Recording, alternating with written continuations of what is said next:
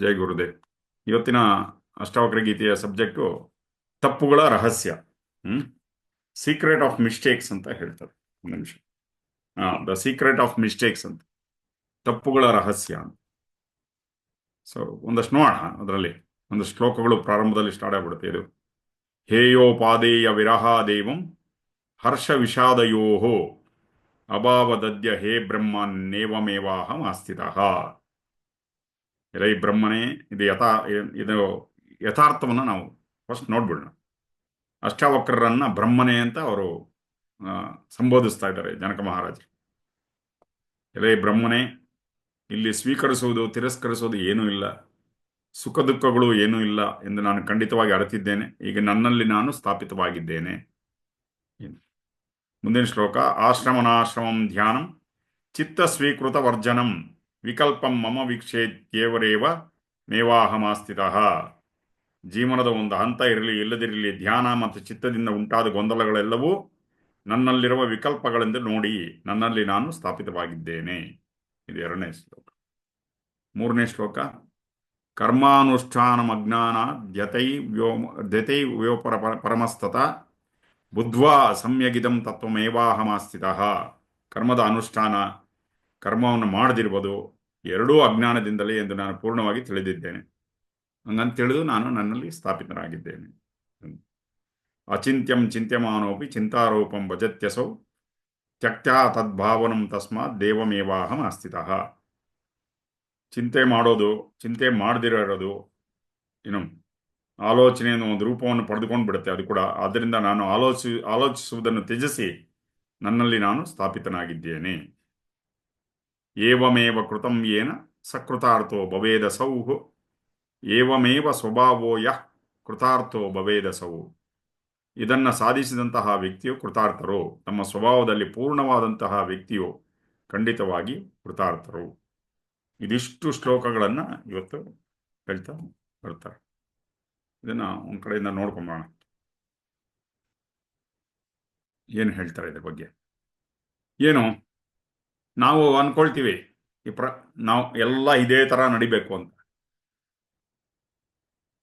ಒಂದು ಕಲ್ಪನೆ ನಮ್ಮಲ್ಲಿ, ಎಲ್ಲ ಈ ಥರನೇ ಇರಬೇಕು, ಎಲ್ಲ ಒಂದು ಐಡಿಯಲ್ ಸಿಚುವೇಶನ್ ಇದೇ ಥರ ಇರಬೇಕು ಅಂತ. ಆ ಥರ ಇಲ್ಲ ಅಂದರೆ ಏನಾಗುತ್ತೆ, ಮನಸ್ಸಿಗೆ ನೋವಾಗಕ್ಕೆ ಶುರುವಾಗುತ್ತೆ. ಇದು ನಮ್ಮಲ್ಲಿ ಒತ್ತಡವನ್ನು ಉಂಟು ಮಾಡುತ್ತೆ. ಇದು ಹೀಗೆ ಇರಬೇಕು, ಅದು ಹಾಗೆ ಇರಬೇಕು. ಪ್ರಕೃತಿ ನಾವು ಅನ್ಕೊಂಡಂಗೆ ನಮ್ಮ ಸುತ್ತಲೂ ಇದೆಲ್ಲ ನಾವು ಅನ್ಕೊಂಡಂಗೆ ಇಲ್ಲ. ಅದು ನಮ್ಗೆ ಅವಾಗ ಸರ್ಪ್ರೈಸ್ ಕೊಡ್ತಾ ಇರುತ್ತೆ, ಆಶ್ಚರ್ಯಗಳನ್ನು ಕೊಡ್ತಾ ಇರುತ್ತೆ. ಅರ್ಥ ಆಗ್ತಾ ಇದೆಯಲ್ಲ? ಯಾಕೆ ಹೇಳಿ, ದೇವರು ವಿನೋದ ಪ್ರಿಯ ಅಂತ ಹೇಳ್ತಾರೆ.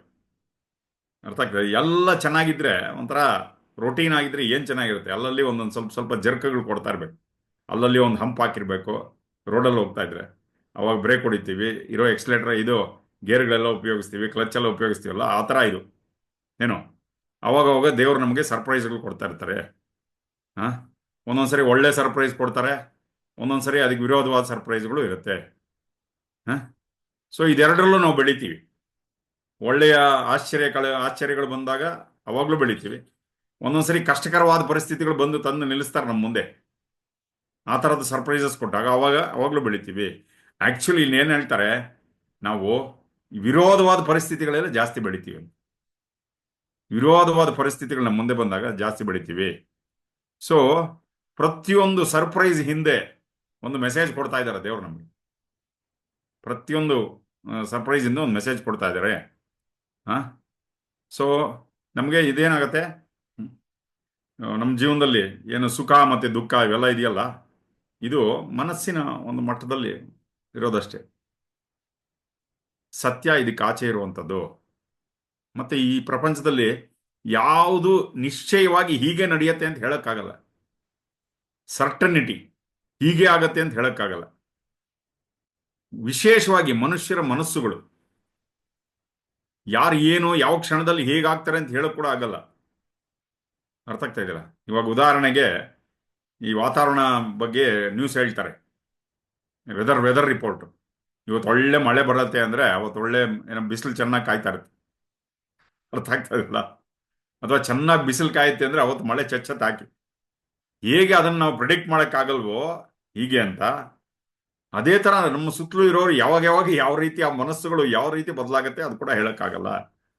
ಆ? ಈ ಪ್ರಪಂಚದಲ್ಲಿ ಏನೋ ನಾವು ಏನು ಹೀಗೆ ಅಂತ ಪ್ರೆಡಿಕ್ಟ್ ಮಾಡಿದಾಗ ಅದು ವೆದರ್ ರಿಪೋರ್ಟ್ ತರನೇ ಇರುತ್ತೆ.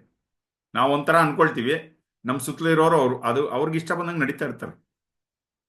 ಅದು ಬೇರೆ ತರ ನಡೀತಾ ಇರ್ತಾರೆ. ಹ್ಮ್ ನಾವು ಅನ್ಕೊಂಡಂಗೆ ಯಾವುದು ನಡೆಯೋದಿಲ್ಲ ಇಲ್ಲಿ. ಯಾವಾಗ ನಾವು ಇದನ್ನು ತಿಳ್ಕೊಂಡು ನಮ್ಮ ಆತ್ಮನಲ್ಲಿ ಪ್ರತಿಷ್ಠಾಪನೆ ಆಗಿರ್ತೀವೋ ಅವಾಗ ಏನಾಗತ್ತಂದ್ರೆ ನಾವು ಆ, ಈ ಪರಿಕಲ್ಪನೆಗಳನ್ನೆಲ್ಲ ಬಿಡ್ತೀವಿ. ಇವ್ರು ಹೀಗೆ ಇರಬೇಕು, ಅವ್ರು ಹಾಗೆ ಇರಬೇಕು, ಸಾಧ್ಯತೆನೇ ಇಲ್ಲ. ಯಾರು ಹೇಗ್ ಬೇಕಾದ್ರೂ ಆಗ್ಬೋದು, ಯಾವ ಪರಿಸ್ಥಿತಿ. ಯಾಕೆಂದ್ರೆ ಅವ್ರಿಗೆ ಯಾವ ತರ ಪರಿಸ್ಥಿತಿ ಬರುತ್ತೋ ಗೊತ್ತಿಲ್ಲ ನಮಗೆ. ಅರ್ಥ ಆಗ್ತಾ ಇದೆಯಲ್ಲ? ಸೊ ಇದನ್ನ ಹೇಳ್ತಾ ಬರ್ತಾರೆ. ಅದಕ್ಕೆ ನಮ್ಮಲ್ಲಿ ನಾವು ಸ್ಥಾಪಿತವಾಗಿದ್ದಾಗ ಯಾವುದೇ ಸಿದ್ಧಾಂತಗಳನ್ನ ಇಟ್ಕೊಳ್ಳಲ್ಲ. ವರ್ತಮಾನ ಕ್ಷಣದಲ್ಲಿ ನಮ್ಮ ಆತ್ಮನಲ್ಲಿ ಇದ್ದಾಗ ಅಲ್ಲಿ ಯಾವುದೇ ಸಿದ್ಧಾಂತಗಳು ಇರೋದಿಲ್ಲ. ಹಿಂಗೆ ಮೇಲಕ್ಕೆ ಕೆಳಕ್ಕೆ ಎಲ್ಲ ಜಿಗಿಯೋದಿರೋದಿಲ್ಲ. ಒಂದು ಮಗು ನೋಡಿ ಪೂರ್ತಿಯಾಗಿ ಅದಕ್ಕೆ ಯಾವುದೇ ಮನಸ್ಸು ಝೀರೋ ಆಗ್ಬಿಟ್ಟಿರುತ್ತೆ ಮನಸ್ಸಿಗೆ. ಇನ್ನು ಅದಕ್ಕೆ ಆಲೋಚನೆ ಈ ಆಲೋಚನೆಗಳಲ್ಲಿ ಸಿಕ್ಕಾಕೊಂಡಿರಲ್ಲ ಮನಸ್ಸು. ಪೂರ್ತಿ ತೆರೆದ ಮನಸ್ಸಿನ ತರ ಇರುತ್ತೆ ಮಗುವಿಂದು, ತೆರೆದ ಮನಸ್ಸೇ ಅದು. ಅವಾಗ ಒಂದು ಸ್ವಾತಂತ್ರ್ಯ ಇರುತ್ತೆ ಅದರಲ್ಲಿ. ಒಂದೊಂದ್ಸರಿ ಮಗು ಅಳತ್ತೆ, ಅದಾದ್ಮೇಲೆ ತಿರ್ಗಾ ನಗ್ತಾ ಇರುತ್ತೆ, ಕುಣಿತಾ ಇರುತ್ತೆ, ಸಂತೋಷವಾಗಿರುತ್ತೆ. ಒಂದೊಂದ್ಸರಿ ತನ್ನ ಪಕ್ಕದಲ್ಲಿ ಇನ್ನೊಂದು ಮಗು ಅಳ್ತಾ ಇದ್ರೆ ಅದನ್ನ ನೋಡಿ ಅಳಕ್ ಶುರು ಮಾಡ್ಬಿಡುತ್ತೆ. ಅರ್ಥ ಆಗ್ತಾ ಇದೆಯಲ್ಲ? ಇದೆಲ್ಲ ನಾವು ಗಮನಿಸಿದ್ದೀವಿ ನಮ್ಮ ಜೀವನದಲ್ಲಿ. ಅದಕ್ಕೆ ಗುರುಗಳು ಏನ್ ಹೇಳ್ತಾರೆ, ಎಲ್ಲ ಕಲ್ಪನೆಗಳನ್ನು ಬಿಟ್ಟು ಇದು ಹೀಗಿರ್ಬೇಕು ಅದು ಹಾಗಿರ್ಬೇಕು ಅನ್ನೋದನ್ನ ಬಿಟ್ಟು ವರ್ತಮಾನ ಕ್ಷಣದಲ್ಲಿ ನಡೆದು ಹೋಗಿರೋ ಜೀವನದ ಬಗ್ಗೆ ಇದು ಹೀಗಿರ್ಬೇಕಾಗಿತ್ತು ಅದು ಹಾಗಿರ್ಬೇಕಾಗಿತ್ತು ಅಂತ ಜಡ್ಜ್ಮೆಂಟ್ಸ್ ಕೊಡೋದನ್ನ ಬಿಟ್ಬಿಡಿ. ಆಗೋಗಿದೆ ಅದು. ಅದನ್ನ ಹಿಡ್ಕೊಂಡು ಇನ್ನು ಒದ್ದಾಡೋದೇಕೆ? ಸೊ ಅದರಿಂದ ನಾವು ಏನ್ ಕಲಿಬೋದು? ಒಂದು ಪಾಠ ಕಲಿಬೋದು ಅಷ್ಟೇ. ಈಗ ಮಾಡಬಾರ್ದು, ಅದೊಂದು ಅನುಭವ ನಮಗೆ ಕೊಟ್ಬಿಟ್ಟು ಹೋಗಿರುತ್ತೆ, ಈಗ ಆಗ್ಬಾರ್ದಾಗಿತ್ತು ಅಂತ ಒಂದು ಪಾಠ. ಮುಂದೆ ನಾನು ಹೇಗಿರ್ಬೇಕು. ಒಂದೊಂದ್ಸರಿ ಏನೋ ಒಂದು ತಪ್ಪುಗಳಾಗೋಗ್ಬಿಟ್ಟಿರುತ್ತೆ. ಓಕೆ, ಆ ತಪ್ಪು ಆ ಕ್ಷಣಕ್ಕೆ ಆಗಿರುತ್ತೆ. ಆ ತಪ್ಪು ಹಿಡ್ಕೊಂಡು ನಮ್ಮನ್ನು ನಾವು ಬೈಕೊಳ್ಳೋದು, ನಮ್ಮ ಬಗ್ಗೆ ನಾವು ತುಂಬಾ ಕೀಳಾದ ಒಂದು ಮನೋಭಾವನೆ ಅದು ಆಗೋಗಿದೆ. ಆ ಕ್ಷಣದಲ್ಲಿ ಹಂಗೆ ಆಗ್ಬೇಕಾಗಿತ್ತು, ಆಯ್ತು. ಅದನ್ನ ಅಲ್ಲೆಲ್ಲ ಬಿಟ್ಕೊಂಡು ಹೋಗ್ತಾ ಇರಬೇಕು. ಗುರುಗಳು ಅದೇ ಹೇಳ್ತಾರೆ, ಅದನ್ನ ಮನಸ್ಸಿನಲ್ಲಿ ಇಟ್ಕೊಂಡು ಒದ್ದಾಡಕ್ಕೆ ಶುರು ಮಾಡಬೇಡಿ. ವಿಷಾದವನ್ನ ಇಟ್ಕೊಬೇಡಿ ಮನಸ್ಸಿನಲ್ಲಿ, ಅದನ್ನ ಅಲ್ಲಲ್ಲೇ ಬಿಟ್ಟು ಮುಂದೆ ಹೋಗ್ತಾ ಇರಿ. ಯಾರಿಂದಲೋ ತಪ್ಪಾಯ್ತು, ಅದೇ ತರ ನಮ್ಮ ಮೂಲಕನೂ ತಪ್ಪಾಯ್ತು. ಅವ್ರು ಮಾಡಿದ್ರು ತಪ್ಪೆ, ನಾವು ಮಾಡಿದ್ರು ತಪ್ಪೆ. ಸೊ ಇದರಲ್ಲಿ ದೊಡ್ಡ ವ್ಯತ್ಯಾಸ ಏನಿದೆ? ಬೇರೆಯವರು ತಪ್ಪು ಮಾಡಿದ್ರು ತಪ್ಪೇ, ಅದು ನಾವು ಮಾಡಿದ್ರು ತಪ್ಪೆ. ಅರ್ಥ ಆಗ್ತಾ ಇದೆಯಲ್ಲ? ಇವಾಗ ಎ ತಪ್ಪು ಮಾಡಿದ್ರು, ಬಿ ತಪ್ಪು ಮಾಡಿದ್ರು, ಸಿ ತಪ್ಪು ಮಾಡಿದ್ರು, ಡಿ ತಪ್ಪು ಮಾಡಿದ್ರು, ಈ ತಪ್ಪು ಮಾಡಿದ್ರು, ಯಾರ ಮೂಲಕ ಆದ್ರೂ ಅದು ತಪ್ಪೇ ಅದು. ಸೊ ಅವಾಗ ನಮ್ಮವ್ರೇ ಅಂತ, ಇವಾಗ ನಮ್ಮವ್ರು ಯಾರನ್ನ ತಪ್ಪು ಮಾಡಿದ್ರು ಅನ್ಕೊಳ್ಳಿ, ಕೇಳಿಸ್ಕೊತಾ ಇದ್ದೀರಾ? Real with me. ನಮ್ಮವ್ರು ಯಾರನ್ನ ತಪ್ಪು ಮಾಡಿದಾಗ ಅವಾಗ ಏನ್ ಮಾಡ್ತೀವಿ? ಅವ್ರಿಗೆ ಸ್ವಲ್ಪ ಅವಕಾಶ ಕೊಡ್ತೀವಿ, ಸ್ವಲ್ಪ ಬೆಳೀಲಿ ಅಂತ ಅವಕಾಶ ಕೊಡ್ತೀವಿ ನಾವು. ಅರ್ಥ ಆಗ್ತಾ ಇದೆಯಲ್ಲ? ಯಾಕಂದ್ರೆ ಅವ್ರು ನಮ್ಮ ಪ್ರೀತಿಸ್ತಾ ಇರ್ತೀವಿ. ಅವ್ರನ್ನ ತಪ್ಪು ಮಾಡಿದಾಗ ಅದು ನಮ್ದೇ ತಪ್ಪು ಅನ್ನೋ ತರ ಫೀಲ್ ಆಗ್ತೀವಿ. ಅದರ ಜವಾಬ್ದಾರಿ ತಗೊಳ್ತೀವಿ ನಾವು. ಕರೆಕ್ಟಾ? ನೋಡಿ, ಮನೆಯಲ್ಲಿ ಮಕ್ಕಳು ಇರ್ತಾರೆ, ಅಣ್ಣ ತಮ್ಮಂದಿರು ಇರ್ತಾರೆ, ಏನೋ ಒಂದು ತಪ್ಪು ಮಾಡಿದಾಗ ಅವಾಗ ಏನಾಗುತ್ತೆ, ಸ್ವಲ್ಪ ಅಡ್ಜಸ್ಟ್ ಮಾಡಿಕೊಂಡು ಆ ಜವಾಬ್ದಾರಿ ನಾವು ತಗೊಂಡು, ಕೋಪ ಬರೋದಿಲ್ಲ, ಆ ವ್ಯಕ್ತಿನ ಹೆಂಗನ ಬದಲಾಯಿಸಬೇಕು ಅಂತ ನಾವು ಜವಾಬ್ದಾರಿ ತಗೊಳ್ತೀವಿ. ಆದ್ರೆ ಬೇರೆಯವ್ರು ತಪ್ಪು ಮಾಡಿದ್ರೆ ನಮಗೇನೂ ಒಂದು ಆತ್ಮೀಯತೆ ಇರೋಲ್ಲ. ಅಣ್ಣ ತಮ್ಮಂದ್ರು ಇಲ್ಲದೆ ಇರ್ಬೋದು, ಅಥವಾ ಸ್ನೇಹಿತರು ಇಲ್ಲದೆ ಇರ್ಬೋದು. ಅವ್ರು ಯಾರನ್ನ ತಪ್ಪು ಮಾಡಿದಾಗ ಇಮಿಡಿಯೇಟ್ ಆಗಿ ಕೋಪ ಬಂದ್ಬಿಡುತ್ತೆ. ಯಾಕೆ ಹೇಳಿ? ಅವ್ರು ನಮ್ಮವರಲ್ಲ ಅಂತ. ಅರ್ಥ ಆಗ್ತಾ ಇದೆಯಾ? ಅವ್ರು ನಮ್ಮವರಲ್ಲ, ಅದಕ್ಕೋಸ್ಕರ ಕೋಪ ಬರೋದು. ನಮ್ಮವರಾದ್ರೆ ಕೋಪ ಬರೋದಿಲ್ಲ. ಅವ್ರನ್ನೇನು ಮಾಡ್ತೀವಿ? ಅಯ್ಯೋ ನನ್ನ ತಮ್ಮನೇ, ನಮ್ಮ ಅಣ್ಣನೇ, ನಮ್ಮ ಜೊತೆಲಿ ಹುಟ್ಟಿದವ್ರೆ, ಅಥವಾ ಇನ್ನೊಬ್ರು ಯಾರು, ಅವಾಗ ಏನು ಮಾಡ್ತೀವಿ? ಅದನ್ನ ಸೇರಿಸ್ಕೊಂಡು ಹೋಗ್ತೀವಿ ನಾವು. ಓಕೆ, ಸೊ ನಾವು ತಪ್ಪು ಮಾಡಿದಾಗ ನಮ್ಮಲ್ಲಿ ಒಂದೊಂದ್ಸರಿ ಅಪರಾಧಿ ಭಾವನೆ ಉಂಟಾಗತ್ತೆ. ಬೇರೆಯವರು ತಪ್ಪು ಮಾಡಿದಾಗ ಯಾಕೆ ಆ ರೀತಿ ಅಪರಾಧಿ ಭಾವನೆ ಉಂಟಾಗೋದಿಲ್ಲ? ಅವ್ರು ನಾವು ಬೇರೆ ಅಂತ ನೋಡ್ತಾ ಇದ್ದೀವಿ. ನಮ್ಮಲ್ಲಿ ಆತ್ಮೀಯತೆ ಇಲ್ಲ, ಅವ್ರು ಕೂಡ ನಮ್ಮವರೇ ಅಂತ ಅನ್ನಿಸ್ತಾ ಇಲ್ಲ. ಇದು ಹೇಳ್ತಾ ಇದ್ದಾರೆ ಗುರುಗಳು. ನೀವು ಅಪರಾಧಿ ಭಾವನೆಯಿಂದ ಆಚೆ ಬನ್ನಿ, ಇನ್ನೊಬ್ಬರನ್ನು ಅಪರಾಧಿಯ ರೀತಿಯಲ್ಲಿ ನೋಡಬೇಡಿ. ಆಯ್ತು, ಏನೋ ಒಂದು ಪರಿಸ್ಥಿತಿ ಬಂದಿರುತ್ತೆ ಆ ಥರ. ಸೊ ಅದಕ್ಕೆ ಎಲ್ಲರಲ್ಲೂ ಒಂದು ಅದ್ಭುತವಾದ ಗುಣ ಇದೆ. ಗುರುಗಳು ಏನು ಹೇಳ್ತಾರೆ, ಪ್ರತಿಯೊಬ್ಬರು ಒಂದು ಹೂವು ಇದ್ದಂಗೆ, ಆದರೆ ವಿಶೇಷವಾದ ಹೂವು. ಒಬ್ಬರಿದ್ದಂಗೆ ಇನ್ನೊಬ್ರು ಇಲ್ಲ. ಇವಾಗ ನಾವು ಈ ಬೊಕೆ ಅಂತ ಮಾಡ್ತಾರೆ ನೋಡಿ, ಅದರಲ್ಲಿ ವಿಧ ವಿಧವಾದ ಹೂಗಳಿರುತ್ತೆ. ಒಂದು ಹೂ ಇನ್ನೊಂದು ಇದು ಹೂ ಇದ್ದಂಗೆ ಇರಲ್ಲ. ಒಂದು ಬೊಕೆ ಥರ ಮಾಡಿ ಅದನ್ನ ತಗೊಂಡೋಗಿ ಗುರುಗಳು ಕೊಡೋದು ಯಾರನ್ನು ಕೊಡ್ತಾರಲ್ಲ, ಅದರಲ್ಲಿ ಆ ಥರ ಒಂದು ಸುಂದರವಾಗಿರುತ್ತೆ ಆ ಬೊಕೆ. ಅಂದರೆ ಹೂವಿನ ಗುಚ್ಛ ಅಂತಾರಲ್ಲ, ಆ ರೀತಿಯಾಗಿ. ಸೊ ಈ ರೀತಿಯಾಗಿ ನಾವು ಇನ್ನೊಬ್ರು ತಪ್ಪು ಮಾಡಿದಾಗಲೂ ಅಥವಾ ನಾವು ತಪ್ಪು ಮಾಡಿದಾಗಲೂ, ನಾವು ಮಾಡಿದಾಗ ನಮ್ಮನ್ನ ಹೇಗೆ ಕ್ಷಮಿಸ್ಕೊಳ್ತೀವೋ, ಇನ್ನೊಬ್ರು ತಪ್ಪು ಮಾಡಿದಾಗ ನಮ್ಮವರೇ ಇದ್ದಾಗ ಅವ್ರನ್ನ ಕೂಡ ಕ್ಷಮಿಸ್ತಾ ಇರ್ತೀವಲ್ಲ, ಅವಾಗೇನಾಗುತ್ತೆ, ಯಾವುದೇ ರೀತಿ ಅಸೂಯೆ ನಮ್ಮ ಹತ್ರ ಸುಳಿಯೋದಿಲ್ಲ. ಅರ್ಥ ಆಗ್ತಾ ಇದೆಯಲ್ಲ? ಮತ್ತೆ ತಪ್ಪನ್ನು ತಪ್ಪಂತಾನೆ ಗುರುತಿಸೋದಷ್ಟೇ. ಸೊ ಈ ತಪ್ಪುಗಳಾಗೋದಕ್ಕೆ ಕಾರಣ ಏನು? ಒತ್ತಡದಿಂದ ತಪ್ಪುಗಳಾಗುತ್ತೆ. ಅದಕ್ಕೋಸ್ಕರ ಅದಕ್ಕೆ ಕಾರಣವನ್ನು ಹುಡುಕ್ತಾ ಹೋದ್ರೆ ಅವಾಗೇನಾಗುತ್ತೆ ಅಂದ್ರೆ ಆ ಒತ್ತಡ ಜಾಸ್ತಿ ಆಗ್ತಾ ಹೋಗ್ತದೆ. ಓ, ನಾನು ತಪ್ಪು ಮಾಡಿದೆ, ನಾನು ತಪ್ಪು ಮಾಡಿದೆ ಅಂತ ವಿಷಾದ ಇದೆ ನೋಡಿ, ಅದು ಉದ್ವೇಗ ಜಾಸ್ತಿ ಆಗ್ಬಿಡುತ್ತೆ. ಮತ್ತದೇ ಆ ತಪ್ಪನ್ನು ಮತ್ತೆ ಮಾಡುವಂತ ಸಾಧ್ಯತೆ ಇರುತ್ತೆ. ಅದಕ್ಕೆ ಗುರುಗಳು ಹೇಳ್ತಾರೆ, ತಪ್ಪು ಸುಮ್ಮನೆ ಗುರುತಿಸಿ ಸಾಕು, ಅದರಿಂದ ವಿಷಾದ ಪಡೋದು ಬೇಕಾಗಿಲ್ಲ. ಸುಮ್ಮನೆ ಗುರುತಿಸ್ಕೊಂಡ್ರೆ ಏನೋ ಸಾಕು ನಾವು. ಓಕೆ. ಸೊ ಅದಕ್ಕೆ ಗುರುಗಳು ಒಂದು ಎಕ್ಸಾಂಪಲ್ ಕೊಡ್ತಾರೆ. ಒಂದ್ಸರಿ ಈ ಥರ ಅಮೇರಿಕಾದಲ್ಲಿ ಪ್ರಯಾಣ ಮಾಡ್ತಾ ಇದ್ದಾಗ ಕಾರ್ನಲ್ಲಿ ತುಂಬ ಹಿಮಪಾತ ಆಗ್ತಾ ಇರುವಂಥ ಸಮಯದಲ್ಲಿ ಎಲ್ಲೋ ಪ್ರವಚನ ಕೊಡಕ್ಕೆ ಹೋಗ್ಬೇಕಾಗಿತ್ತು. ಕೇಳಿಸ್ಕೊತಾ ಇದ್ದೀರಾ ಎಲ್ಲರೂ? ಅರಿಯಲ್ ವಿತ್ ಮೀ? ಹಾಂ, ಪ್ರವಚನ ಕೊಡಕ್ಕೆ ಹೋಗ್ಬೇಕಾಗಿತ್ತು. ಆವತ್ತು ಕಾರು ಓಡಿಸುವಂತಹ ಸರದಿ ಯಾರೋ ಒಬ್ರಿಗೆ ಬಂದಿರುತ್ತೆ ಆ ಸೇವೆ. ಓಕೆ. ಆತ ಕಾರು ಓಡಿಸುವಾಗಲೇ ಭಯ ಶುರುವಾಗ್ಬಿಟ್ಟಿದೆ ಅವನಿಗೆ. ಯಾಕೆಂದ್ರೆ ಹಿಮಪಾತ ಆಗ್ತಾ ಇದ್ರೆ ಸಡನ್ ಬ್ರೇಕ್ ಆಗಿದ್ರೆ ಕಾರು ಸ್ಕಿಡ್ ಆಗ್ಬಿಡುತ್ತೆ, ಹೋಗಿ ಗೋಡೆ ಹೊಡೆಯೋದು ಅಥವಾ ಇನ್ನೊಂದು ಪಕ್ಕದ ರೋಡ್ಗೆ ಹೋಗ್ಬಿಡೋದು, ಈ ಥರ ಆಗ್ತಾ ಇರತ್ತೆ. ಅದಕ್ಕೆ ಮೊದಲೇ ಕಾರು ಓಡಿಸೋವಾಗಲೇ ಹೇಳ್ಬಿಟ್ಟಂತೆ ಗುರುಗಳಿಗೆ, ಗುರುಗಳೇ ತುಂಬ ಹಿಮಪಾತ ಆಗ್ತಾ ಇದೆ, ನಿಮ್ಮನ್ನು ಸರಿಯಾಗಿ ಆ ಜಾಗ ಮುಟ್ಟಿಸುವಂಥ ಜವಾಬ್ದಾರಿ ನನಗಿದೆ, ಸುರಕ್ಷಿತವಾಗಿ ನಿಮ್ಮನ್ನು ಕರ್ಕೊಂಡು ಹೋಗ್ಬೇಕು ನಾನು, ಗಾಡಿ ಎಲ್ಲೂ ಜಾರಬಾರ್ದು ಅಂತ ಹೇಳ್ತಾನೆ ಜಾರಿಸ್ಬಿಡು. ಬ್ರೇಕ್ ಹಾಕಿದ ತಕ್ಷಣ ಅದು ನುಗ್ಗಿಬಿಡ್ತು, ಅದು ಜಾರಕ್ಕೆ ಶುರುವಾಗ್ಬಿಡು. ಸೊ ಹಿಂದ್ಗಡೆ ಬೈ ಇನ್ನೊಬ್ರು ಕಾರ್ ತಗೊಂಡ್ಬರ್ತಾ ಇದ್ರು, ಅವ್ರು ಸಡನ್ ಆಗಿ ಬ್ರೇಕ್ ಹಾಕಿ ಏನೋ ಅವರು ನಿಲ್ಸಿದ್ರು. ಈ ವ್ಯಕ್ತಿಯಲ್ಲಿ ತಲೆಯಲ್ಲಿ ಏನು ನೋಡ್ತಾ ಇತ್ತು, ಅಯ್ಯೋ ನಾನು ತಪ್ಪು ಮಾಡಿಬಿಟ್ರೆ ಅನ್ನೋ ಒತ್ತಡನೇ ಆ ವ್ಯಕ್ತಿ ಕೈಯಲ್ಲಿ ತಪ್ಪು ಮಾಡೋಂಗೆ ಮಾಡ್ತು. ಸೊ ತಪ್ಪು ಮಾಡಿದ್ರಲ್ಲ, ಆಮೇಲೆ ಗುರುಗಳು ಒಂದು ಏನೋ ಆವತ್ತಿನ ಒಂದು ಪ್ರವಚನ ಆದಮೇಲೆ ಮತ್ತೆ ಅದೇ ಕಾರಲ್ಲಿ ಹತ್ತು ಕೂತ್ಕೊಂಡ್ರಂತೆ. ಉಳಿದವ್ರು ಹೇಳಿದ್ರಂತೆ, ಅಯ್ಯೋ ಅದೇ ವ್ಯಕ್ತಿನ ಅಂತ. ಇಲ್ಲ, ಈಗ ಆ ವ್ಯಕ್ತಿ ಬದಲಾಗಿದ್ದಾನೆ, ಅದರಿಂದ ಆಚೆ ಬಂದಿದ್ದಾನೆ, ಏನಾಗೋ, ಯಾಕಂದ್ರೆ ಆ ವ್ಯಕ್ತಿ ಹೆಂಗಿದ್ರೆ ತಪ್ಪಾಗೋಯ್ತಲ್ಲ, ಅವ್ನು ರಿಲ್ಯಾಕ್ಸ್ ಆಗ್ಬಿಟ್ಟೆ. ಇವಾಗ ಮತ್ತೆ ಕೂತ್ಕೊಂಡು ತಿರ್ಗಾ ವಾಪಸ್ಸು ಅದೇ ಕಾರಲ್ಲಿ ಒಂಥರ ಹಿತ ಅನ್ಸತ್ತೆ ಆ ವ್ಯಕ್ತಿಗೆ. ಇವಾಗ ಮೊದಲು ಆ ಒತ್ತಡದಿಂದ ಓಡಿಸ್ತಾ ಇದ್ದ, ಇವಾಗ ಸ್ವಲ್ಪ ರಿಲ್ಯಾಕ್ಸ್ ಆಗ್ಬಿಟ್ಟ. ಸೊ ಅದಕ್ಕೆ ತಪ್ಪಿನ ಜೊತೆ ನಾವು ಒಂದಾಗುವುದು ಬೇಡ. ಅವಾಗ ಏನಾಗತ್ತೆ, ಕೊರಗಕ್ಕೆ ಶುರು ಮಾಡ್ಬಿಡ್ತೀವಿ. ಯಾವುದೋ ಒಂದು ತಪ್ಪು ಆಗೋಗಿರುತ್ತೆ, ಏನು ಮಾಡೋಕ್ಕಾಗಲ್ಲ. ಓ ಇದು ಹಂಗಾಗೋಯ್ತು ಅಂತ ಅದ್ರ ಜೊತೆ ಒಂದಾಗೋದು ತಾದಾತ್ಮ್ಯ ಅಂತಾರೆ ಅದಕ್ಕೆ. ಅವಾಗ ಹೆಚ್ಚು ದುಃಖಿಗಳಾಗಿ ಕೊರಗಿ ದುಃಖ ಆಗೋಕ್ಕೆ ಶುರುವಾಗುತ್ತೆ. ಏನೋ ಒಂದು ತಪ್ಪು ಆಗೋಯ್ತಪ್ಪ, ತಪ್ಪು ಅನ್ನೋ ದೃಷ್ಟಿಯಿಂದ ನೋಡೋದು ಅಷ್ಟೇ, ಮುಗ್ಧವಾಗಿ ನೋಡಿ. ಅದನ್ನು ಆ ರೀತಿ ನೋಡಿದಾಗ ಒಳಗಡೆಯಿಂದ ಒಂದು ಖಾಲಿ ಮತ್ತು ಶೂನ್ಯ ದೃಷ್ಟಿಯಿಂದ ನೋಡ್ತಾ ಇದ್ದೀವಿ. ಅರ್ಥ ಆಗ್ತಾ ಇದ್ದಿಲ್ಲ? ಇದು ಗುರುಗಳು ಹೇಳ್ತಾ ಇದ್ದಾರೆ. ತಪ್ಪನ್ನ ಸುಮ್ಮನೆ ತಪ್ಪಾಗಿ ನೋಡಿ ಅಷ್ಟೇ. ನಾನು ಮಾಡಿದೆ, ಅವ್ರು ಮಾಡಿದ್ರು ಅಂತ ಇನ್ನೊಬ್ಬರ ಜೊತೆ ಅದನ್ನ ತಳಕ ಹಾಕೋದು ಬೇಡ. ಯಾರು ಮಾಡಿದ್ರೆ ತಪ್ಪೇನೆ, ಅದು ಆಕ್ಸಿಡೆಂಟಲ್ ಆಗಿ ಆಗೋಗಿದೆ, ಯಾರು ಪ್ಲಾನ್ ಮಾಡೋದಿಲ್ಲ. ಅದಕ್ಕೆ ಆರ್ಟ್ ಆಫ್ ಲಿವಿಂಗ್ ಅಲ್ಲಿ ಒಂದು ಸೂತ್ರನೇ ಇದೆ, don't see intentions behind others mistakes ಅಂತ. ಇನ್ನೊಬ್ಬರ ತಪ್ಪುಗಳ ಹಿಂದೆ ಉದ್ದೇಶಗಳನ್ನು ಹುಡುಕೋದು ಬೇಡ. ಏನು ಹೇಳ್ತಾರೆ ಅದರಲ್ಲಿ? ನಾಳೆ ಬೆಳಗ್ಗೆ 10 ಗಂಟೆಗೆ ಏನೇನು ತಪ್ಪುಗಳು ಮಾಡ್ತೀರಾ ಒಂದು ಲಿಸ್ಟ್ ಮಾಡಿಪ್ಪ ಅಂತ ಕೇಳ್ತಾರೆ ಗುರುಗಳು. ಕಣ್ಣು ಮುಚ್ಕೊಂಡು ನಾಳೆ ಬೆಳಗ್ಗೆ 10 ಗಂಟೆಗೆ ಏನೇನು ತಪ್ಪುಗಳು ಮಾಡ್ತೀರಾ ಒಂದು ಲಿಸ್ಟ್ ಮಾಡಿ. ನಾಳೆ ಮಧ್ಯಾಹ್ನ 1 ಗಂಟೆಗೆ ಏನೇನು ತಪ್ಪುಗಳು ಮಾಡ್ತೀರಾ ಲಿಸ್ಟ್ ಮಾಡಿ. ನಾಳೆ ಸಾಯಂಕಾಲ 5 ಗಂಟೆಗೆ ಏನೇನು ತಪ್ಪುಗಳು ಮಾಡ್ತೀರಾ ಲಿಸ್ಟ್ ಮಾಡಿ. ಯಾರಿಗೆ ಗೊತ್ತಿರುತ್ತೆ? ಅವೆಲ್ಲ ಆಕ್ಸಿಡೆಂಟಲ್ ಆಗಿ ಆಗೋದು. ಯಾರು ಪ್ಲಾನ್ ಮಾಡಿ ಮಿಸ್ಟೇಕ್ ಮಾಡೋದಿಲ್ಲ. ಮಿಸ್ಟೇಕ್ಸ್ ಏನಿದ್ರು ಅದೆಷ್ಟಕ್ಕೆ ಆಗೋದು, ಅದು ನಮಗೆ ಗೊತ್ತಿರಲ್ಲ ಅದು. ಅರ್ಥ ಆಗ್ತಾ ಇದೆಯಲ್ಲ? ಸೊ ತಪ್ಪಾದಾಗ ಇದು ತಪ್ಪು ಅಂತ ನಾವು ಮಾಡಿದ್ರು ಅಷ್ಟೇ, ಇನ್ನೊಬ್ರು ಮಾಡಿದ್ರು ಅಷ್ಟೇ. ಅದು ಗುರುಗಳು ಏನು ಹೇಳ್ತಾರೆ, ಯಾರಾದರೂ ಚೆನ್ನಾಗಿ ಅಡುಗೆ ಮಾಡಿದಾಗ, ಓ ತುಂಬ ಅಡುಗೆ ಚೆನ್ನಾಗಿದೆ, ತುಂಬ ಅದ್ಭುತವಾಗಿ ಅಡುಗೆ ಮಾಡ್ತಾರೆ, ನಾನು ಯಾಕೆ ಆ ಥರ ಮಾಡ್ತಾ ಇಲ್ಲ ಅಂತ ಆಲೋಚನೆ ಮಾಡಬೇಡಿ.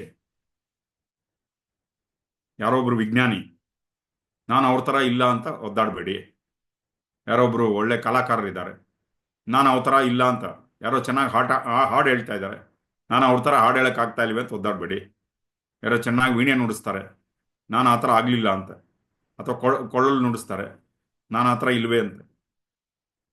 ಎಲ್ಲ ನಾವೇ ಮಾಡೋಕ್ಕಾಗತ್ತೇನೋ ಪ್ರಪಂಚದಲ್ಲಿ? ಒಬ್ಬೊಬ್ರು ಒಂದೊಂದರಲ್ಲಿ ಮಾಸ್ಟರ್ ಆಗಿರ್ತಾರೆ ಸಾಧನೆ ಮಾಡಿ. ಅರ್ಥ ಆಗ್ತಾ ಇದೆಯಲ್ಲ? ಅದಕ್ಕೆ ಗುರುಗಳು ಏನು ಹೇಳ್ತಾರಂದ್ರೆ, ಒಂದೇ ಒಂದನ್ನು ಸರಿಯಾಗಿ ಪರಿಪೂರ್ಣವಾಗಿ ಸಾಧನೆ ಮಾಡಿಬಿಡಿ. ಆತ್ಮನ ಜೊತೆ ಇರುವಂಥದ್ದು, ನಮ್ಮ ಜೊತೆ ನಾವಿರುವಂಥದ್ದು. ಅವಾಗ ಈ ಮಿಕ್ಕಿದ್ದೆಲ್ಲ ಜೀವನನೇ ಪರಿಪೂರ್ಣ ಆಗೋಗುತ್ತೆ. ಒಂದೇ ಒಂದು ಸರಿಯಾಗಿ ಮಾಡಿಬಿಟ್ರೆ ಸಾಕು. ಯಾವುದು? ನಮ್ಮ ಚೈತನ್ಯದ ಜೊತೆ ಇರುವಂಥದ್ದು. ಪ್ರೇಮದಲ್ಲಿ ಏನೋ ನಮ್ಮ ಆತ್ಮನ ಜೊತೆ ಪರಿಪೂರ್ಣತೆ ತಂದ್ಕೊಂಡ್ಬಿಟ್ರೆ, ಸೇವೆಯಲ್ಲಿ ಪರಿಪೂರ್ಣತೆ ತಂದ್ಕೊಂಡ್ಬಿಟ್ರೆ, ನಮ್ಮಲ್ಲಿ ಇರುವಂತ ಚೈತನ್ಯ ಜೊತೆ ಪರಿಪೂರ್ಣತೆ ಅಂದ್ರೆ ಅದ್ರ ಜೊತೆ ಧ್ಯಾನ ಮಾಡ್ತಾ ಮಾಡ್ತಾ ಮಾಡ್ತಾ ಮಾಡ್ತಾ ಆ ಪರಿಪೂರ್ಣತೆ ನಮ್ಮಲ್ಲಿ ಆನಂದ ಉಂಟಾಗತ್ತಲ್ಲ, ಆ ಪರಿಪೂರ್ಣತೆ ಬಂದಾಗ ಮಿಕ್ಕಿದೆಲ್ಲ ನಡ್ಕೊಳ್ತಾ ಹೋಗುತ್ತೆ. ಆಶ್ರಮದಲ್ಲಿ ಎಷ್ಟೋ ಬಿಲ್ಡಿಂಗ್ಗಳು, ಗುರುಗಳು ಸಿವಿಲ್ ಇಂಜಿನಿಯರ್ ಅಲ್ಲ, ಎಷ್ಟೋ ಬಿಲ್ಡಿಂಗ್ಗಳು ಗುರುಗಳು ಪ್ಲಾನ್ ಕೊಡ್ತಾರೆ. ಗುರುಗಳು ಹಿಂಗೆ ಕನ್ಸನೆ ಮಾಡಿದ್ರೆ ಎಷ್ಟು ಜನ ಆರ್ಕಿಟೆಕ್ಚರ್ಗಳು ಬರ್ತಾರೆ, ಆರ್ಕಿಟೆಕ್ಟ್ಸ್ ಬರ್ತಾರೆ, ಎಷ್ಟು ಜನ ಇಂಜಿನಿಯರ್ಸ್ ಬರ್ತಾರೆ. ಎಷ್ಟೋ ಬಿಲ್ಡಿಂಗು ಈ ಥರ ಕಟ್ಟಬೇಕು ಅಂತ ಒಂದು ಪ್ಲಾನ್ ಈ ಥರ ಹೇಳ್ತಾರೆ ಗುರುಗಳು. ಈ ಥರ ಕಟ್ಟಿದ್ರೆ, ಹೀಗೆ ಕಟ್ಟಿದ್ರೆ ಚೆನ್ನಾಗಿರುತ್ತೆ, ಹೀಗೆ ಕಟ್ಟಿದ್ರೆ ಚೆನ್ನಾಗಿರುತ್ತೆ. ಓಕೆ, ಒಬ್ಬ ಅನುಭವಸ್ಥರಾದ ಸಿವಿಲ್ ಇಂಜಿನಿಯರ್ ಅವರು ಕೂಡ ಮಾರ್ಗದರ್ಶನ ಮಾಡ್ಬೋದು. ಅಡುಗೆ ಬಗ್ಗೆ ನಮಗೆ ಗೊತ್ತಿಲ್ಲದಿರ ಇದ್ರು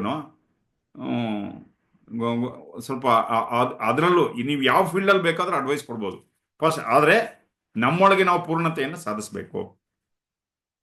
ಒಬ್ಬ ಅಕೌಂಟೆಂಟ್ ಕೂಡ ಮಾರ್ಗದರ್ಶನ ಮಾಡ್ಬೋದು. ಸಾಮರ್ಥ್ಯಗಳೆಲ್ಲ ಸಹಜವಾಗಿ ಉಂಟಾಗತ್ತೆ, ಅದು ಹೇಳ್ತಾ ಇದ್ದಾರೆ ಗುರುಗಳು. ನಮ್ಮ ಜೊತೆ ನಾವಿರೋದು ಕಲ್ತ್ಕೊಂಡ್ಬಿಟ್ರೆ ಮಿಕ್ಕಿದ ಸಾಮರ್ಥ್ಯಗಳೆಲ್ಲ ಆ ಸಹಜತೆ ಅದೆಷ್ಟಕ್ಕದೇ ಬರಕ್ಕೆ ಶುರುವಾಗ್ಬಿಡುತ್ತೆ. ಅದಕ್ಕೆ ಏನು ಹೇಳ್ತಾ ಇದ್ದಾರೆ, ಒಂದು ತಪ್ಪನ್ನ ತಪ್ಪಾಗಿ ನೋಡಿ ಅಷ್ಟೇ. ನಿಮ್ಮದು ಅನ್ಕೊಂಡ್ರೆ ಅಪರಾಧಿ ಭಾವನೆ ಉಂಟಾಗತ್ತೆ, ಬೇರೆಯವ್ರದ್ದು ಅನ್ಕೊಂಡ್ರೆ ಕೋಪ ಬರುತ್ತೆ. ಯಾವಾಗ ಈ ಥರ ತಪ್ಪನ್ನು ತಪ್ಪಾಗಿ ನೋಡೋಕೆ ಶುರು ಮಾಡ್ತೀವೋ ಅವಾಗ ಅರ್ಥವಿಲ್ಲದ ವಿಷಯಗಳೆಲ್ಲ ಸ್ವಲ್ಪ ಇಲ್ಲ ಅಂದರೆ ಸಮರ್ಥಿಸ್ಕೊಳ್ಬೇಕು. ಅದು ಯಾಕಾಯ್ತು ಗೊತ್ತಾ, ಅದಕ್ಕೆ ಇನ್ನೊಂದು ಅರ್ಧ ಗಂಟೆ ಡಿಸ್ಕಷನ್ ಆಗುತ್ತೆ. ಅಥವಾ ಅವರಿಂದ ಆಯಿತು, ಇವರಿಂದ ಆಯಿತು, ಅವ್ರು ಹಾಗೆ ಮಾಡಿದ್ರು, ಅವ್ರನ್ನ ಇನ್ನೊಬ್ಬರನ್ನ ಎತ್ತಿ ತೋರಿಸೋಂಗಾಗತ್ತೆ. ಅವಾಗ ಏನಾಗುತ್ತೆ, ಯಾರಾದರೂ ನಮಗೆ ಏನಾದರೂ ಹೇಳಕ್ಕೆ ಬಂದಾಗ ಅವಾಗ ಸ್ವಲ್ಪ ಕೇಳಿಸ್ಕೊಳ್ಳುವಂಥ ಸಹನೆ ಕೂಡ ಬರುತ್ತೆ ನಮ್ಮಲ್ಲಿ. ಇವಾಗ ಒಂದು ತಪ್ಪಾಗ್ಬಿಟ್ರೆ ನಮ್ಮ ಸುತ್ತಲೂ ಇರೋರು ಅದನ್ನ ಎತ್ತಿ ತೋರ್ಸಕ್ಕೆ ಇಷ್ಟಪಡೋದಿಲ್ಲ, ಸೈಲೆಂಟ್ ಆಗಿ ಇದ್ಬಿಡ್ತಾರೆ ಅಲ್ವಾ? ನೋಡಿ, ಕೇಳಿಸ್ಕೊತಾ ಇದ್ದೀರಾ? ಅವರು ಸುಮ್ಮನೆ ಅದನ್ನ ಗುರುತಿಸಕ್ಕೂ ಇಷ್ಟಪಡಲ್ಲ.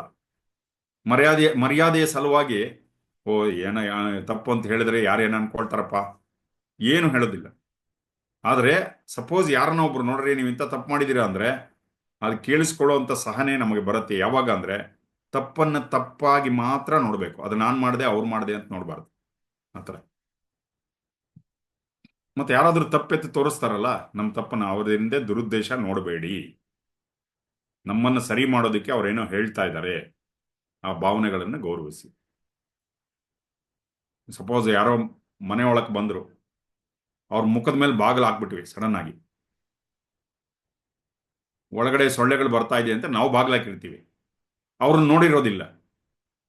ಅವ್ರೇನು ಅನ್ಕೊಂತಾರೆ, ನೋಡಿ ನಾವು ಬಂದ ತಕ್ಷಣ ಮುಖದ ಮೇಲೆ ಬಾಗಿಲು ಹಾಕ್ಬಿಟ್ರು ಅಂತ. ಯಾಕಂದ್ರೆ ಒಬ್ಬೊಬ್ರು ಒಂದೊಂದು ರೀತಿ ಅರ್ಥ ಮಾಡ್ಕೊಳ್ತಾರಲ್ಲ. ಸೊ ಅದಕ್ಕೆ ಅವ್ರು ನಮ್ಮ ಮುಖದ ಮೇಲೆ ಬಾಗಿಲು ಹಾಕ್ಬಿಟ್ರು ಅಂದ್ರೆ ನಾವು ಹೋಗಿ ಅವ್ರಿಗೆ ಸಮರ್ಥನೆ ಕೊಡೋದು ಬೇಡ. ಓ ಸೊಳ್ಳೆಗಳು ಬರ್ತಾ ಇತ್ತು ಅದಕ್ಕೆ ಬಾಗಿಲು ಹಾಕ್ಬಿಟ್ಟೆ, ತುಂಬಾ ನೋವಾಯ್ತು ನಿಮಗೆ, ಅದೆಲ್ಲ ಹೇಳೋದು ಬೇಡ. ಗುರುಗಳ ಒಂದೇ ಅಂತ ಹೇಳಿದ್ರು, ನಿಮ್ಗೆ ನೋವಾಯ್ತಾ, ದಯವಿಟ್ಟು ಕ್ಷಮಿಸಿ. ಕ್ಷಮಿಸಿ ಅಂತ ಒಂದು ಮಾತು ಹೇಳಿ ಸಾಕು, ಮುಗೀತು. ಕ್ಷಮೆ ಯಾಚನೆ ಮಾಡೋದ್ರಿಂದ ನಾವೇನು ಕಳ್ಕೊಳ್ಳೋದಿಲ್ಲ, ಮತ್ತು ನಾವೇನು ಕಡಿಮೆನೂ ಆಗೋದಿಲ್ಲ. ಒಂದೇ ಒಂದು ಮಾತು, ನಮ್ಮ ಘನತೆ ನಮ್ಮ ಪ್ರತಿಷ್ಠೆ ಏನು ಹೋಗೋದಿಲ್ಲ. ಅದು ಗುರುಗಳು ಹೇಳ್ತಾರೆ, ದಯವಿಟ್ಟು ಕ್ಷಮಿಸಿ ಅಂದ ತಕ್ಷಣ ಪಿತ್ತ ಪೂರ್ತಿ ಕಡಿಮೆ ಆಗುತ್ತೆ. ಇನ್ನೊಂದು 2-3 ಸರಿ ಸಾರಿ ಹೇಳ್ಬಿಟ್ರೆ ಅವ್ರ BP ಕೂಡ ಪೂರ್ತಿ ಕಡಿಮೆ ಆಗ್ಬಿಡುತ್ತೆ ಅಂತ ಹೇಳಿದ್ರೆ ಗುರುಗಳು. ಅರ್ಥ ಆಗ್ತಾ ಇದೆಯಲ್ಲ? ಅಷ್ಟು ಹೇಳಿದ್ರೆ ಸಾಕು, ಇನ್ನೇನು ನಾವು ದೊಡ್ಡ ಎಕ್ಸ್ಪ್ಲನೇಷನ್ ಕೊಡಬೇಕಾಗಿಲ್ಲ, ಸಮರ್ಥನೆ ಮಾಡ್ಕೊಳ್ಳೋದು ಬೇಕಾಗಿಲ್ಲ, ಏನು ಮಾಡೋದು ಬೇಕಾಗಿಲ್ಲ ಅಂತ ಹೇಳ್ತಾರೆ ಗುರು. ಅದಕ್ಕೆ ಗುರುಗಳು ಏನು ಹೇಳ್ತಾರೆ, ಅತಿ ಗಹನವಾದ ಬರೆದಿಟ್ಕೊಳ್ಬೇಕಾಗಿರೋ ನಿಯಮ ಏನು ಅಂದ್ರೆ, ತಪ್ಪುಗಳು ಯಾರಿಗೂ ಸೇರಿದ್ದಲ್ಲ, ನಮ್ಮದೂ ಅಲ್ಲ ನಿಮ್ಮದೂ ಅಲ್ಲ. ಇದನ್ನು ಮತ್ತೆ ಮತ್ತೆ ಕೇಳಿಸ್ಕೊಳ್ಳಿ ಅಂತ ಹೇಳ್ತಾ ಇದ್ದಾರೆ. ಈ ರೀತಿ ಕೇಳಿಸ್ಕೊಂಡು ಅವಾಗ ಯಾವುದೇ ರೀತಿಯ ತಪ್ಪನ್ನು ಸರಿಪಡಿಸ್ಕೊಳ್ಬಹುದು. ಕೋಪ ಅಥವಾ ಅಪರಾಧಿ ಭಾವನೆ ನಮ್ಮಲ್ಲಿ ಬರೋದಿಲ್ಲ. ತಪ್ಪಾಗಿಲ್ಲ ಅಂತ ಹೇಳ್ತಾ ಇಲ್ಲ, ತಪ್ಪು ತಪ್ಪೇ, ಅದನ್ನು ಸಮರ್ಥಿಸ್ಕೊಳ್ತಾ ಇಲ್ಲ, ಆದರೆ ಅದನ್ನು ಗುರುತಿಸ್ತಾ ಇದ್ದೀನಿ. ಎಲ್ಲಿವರೆಗೂ ತಪ್ಪು ಅಂತ ಗುರುತಿಸಿದ್ರೆ ಸಾಕು. ನಾನು ಮಾಡಿದೆ ಅವ್ರು ಮಾಡಿದೆ ಅಂತ ಹೇಳೋದು ಬೇಡ. ತಪ್ಪು ಅಂತ ಗುರುತಿಸಿದ್ರೆ ಸಾಕು. ಅವಾಗ ಅಲ್ಲಿಂದ ಸುಧಾರಿಸುವಂತ ಪ್ರಶ್ನೆ ಇರುತ್ತೆ. ಅದರ ಜೊತೆ ಒಂದಾಗುವುದು ಬೇಡ. ಇದು ಗುರುಗಳು. ಅದಕ್ಕೆ ಗುರುಗಳು ಹೇಳ್ತಾರೆ, ಇಲ್ಲಿ ತುಂಬಾ ದಿವಸ ನಾವು ಇರೋದೇನಿಲ್ಲಪ್ಪ ಈ ಭೂಮಿ ಮೇಲೆ. ಆಗೋಯ್ತು, ಕಣ್ಮುಚ್ಚಿ ಕಣ್ ತೆಗೆಯುವಷ್ಟೊತ್ತಿಗೆ 50-60 ವರ್ಷ ಆಗೋಯ್ತು. ಹಗುರವಾಗಿ ನಡ್ಕೊಂಡು ಹೋಗ್ತಾ ಇರಿ ಭೂಮಿ ಮೇಲೆ. ಒಂದು ಸೊ ಹಗುರವಾಗಿ ನಡ್ಕೊಂಡು ಹೋಗ್ತಾ ಇರಿ. ಎಲ್ಲ ನಡೀತಾ ಇದೆ. ಹೇಗೆ ಅಂದ್ರೆ ಒಂದು ಫ್ಯಾಕ್ಟ್ರಿಯಲ್ಲಿ ಬೆಲ್ಟ್ ಕನ್ವೇಯರ್ ಅಂತಿರುತ್ತೆ. ಬೆಲ್ಟ್ ಮೇಲೆ ನೀವು ನೋಡಿದಿರಾ, ಎಲ್ಲ ಪಾರ್ಟ್ಸ್ ಎಲ್ಲ ಹಿಂಗೆ ಹೋಗ್ತಾ ಇರುತ್ತೆ ಬೆಲ್ಟ್ ಮೇಲೆ, ಗಮನಿಸಿದಿರಾ? ಹಾಗೆ ನಾವು ಕೂಡ ಈ ಜೀವನ ಅನ್ನೋ ಪ್ರವಾಹದಲ್ಲಿ ಹಿಂಗೆ ಹೋಗ್ತಾ ಇದ್ದೀವಿ ನಾವೆಲ್ಲ. ಅದಕ್ಕೆ ಗುರುಗಳು ಏನು ಹೇಳ್ತಾರೆ, ತುಂಬಾ ಭಾರವಾಗಬೇಡಿ, ಹಗುರವಾಗಿರಿ, ಹಗುರವಾಗ್ತಾ ಚಲಿಸ್ತಾ ಇರಿ ಅಂತ. ಓಕೆನಾ? ಅಷ್ಟೇ ಇವತ್ತು. ಓಂ ನಮಃ ಶಿವಾಯ. ಜೈ ಗುರುದೇವ್.